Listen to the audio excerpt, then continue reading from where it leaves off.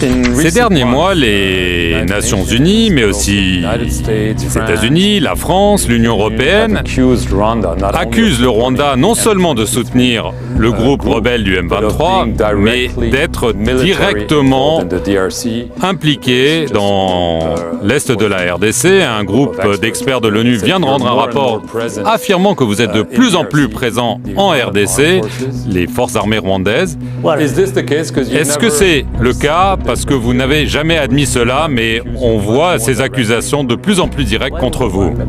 Pourquoi le Rwanda serait-il en RDC? Il faut poser cette question. Pourquoi le Rwanda soutiendrait-il le M23? C'est ce à quoi il faut répondre pour comprendre le problème et le résoudre. Il faut comprendre ce qu'est le M23. D'où vient le M23? Le Rwanda n'a pas créé le M23. C'est ce que dit pourtant la communauté internationale. Créer le M23? Non, je ne crois pas avoir déjà entendu cela. Ils affirment que nous soutenons ce mouvement. Pour moi, la question, c'est de savoir pourquoi on soutiendrait une entité qui existe tout d'abord. Elle existe, c'est un fait. Quelle est déjà la raison de ce problème-là? La communauté internationale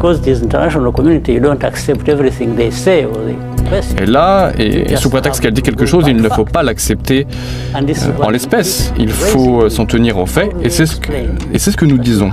Comment expliquer que nous ayons des réfugiés, 100 000, sur notre sol, des gens persécutés dans l'est du Congo en raison de leur identité?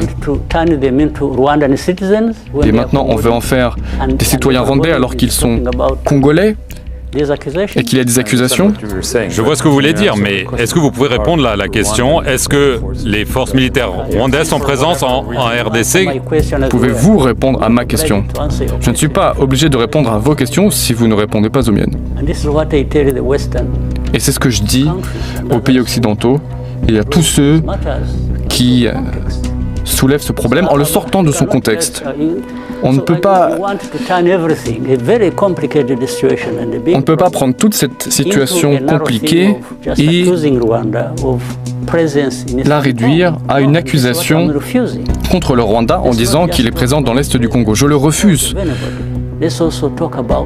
Parlons des causes sous-jacentes et qui forcent les uns et les autres à faire ce qu'ils ont à faire.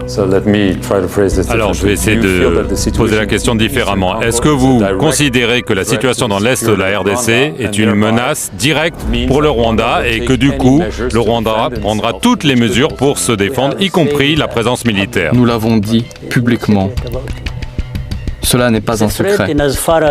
C'est une menace dans la mesure où le Congo ignore les problèmes de ses citoyens. Il les prive de tous leurs droits, il les tue, il les persécute. Il y a des discours de haine, il y a une idéologie génocidaire à l'œuvre dans l'est du Congo.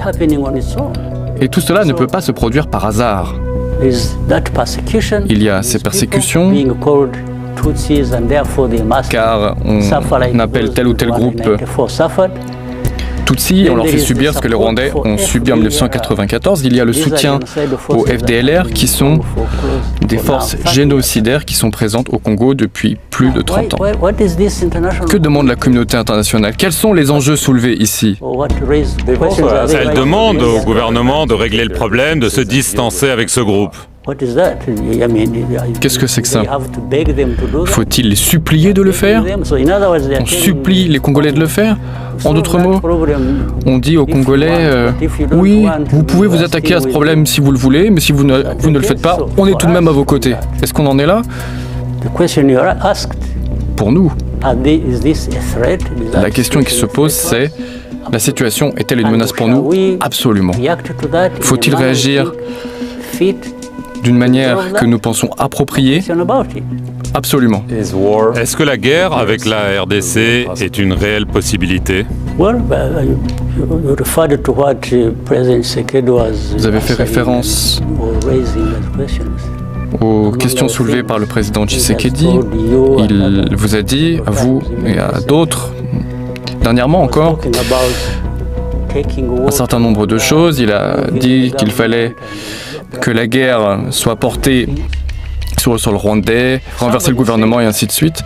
Si quelqu'un dit ça, dans une situation de cette nature, eh bien, d'un côté, on peut penser que cette personne est en train de bluffer ou qu'elle n'a rien d'autre à dire. Mais d'un autre côté, on regarde notre situation, de notre expérience, notre histoire. Rien n'est considéré comme acquis. Donc, vous êtes prêt à vous battre si nécessaire? Que ce soit la situation dans l'est du Congo, que ce soit tout ce qui peut déborder sur notre territoire ou quoi que ce soit d'autre, nous sommes prêts à nous battre. Nous sommes là où nous en sommes car nous avons combattu pour nos droits et pour nos vies. Et cela ne fait aucun doute. Nous n'allons pas reculer, être dissuadés si quelqu'un nous menace. Cela n'est pas un secret. Nous sommes prêts à nous battre. Est-ce que vous craignez des sanctions occidentales en raison de la présence dénoncée de vos troupes en RDC? Je vais vous dire une bonne chose. Au regard de notre histoire, au regard de tout ce dont nous parlons, nous avons été façonnés par les difficultés, par les injustices, quel qu'en ait été l'auteur, et nous n'avons peur de rien.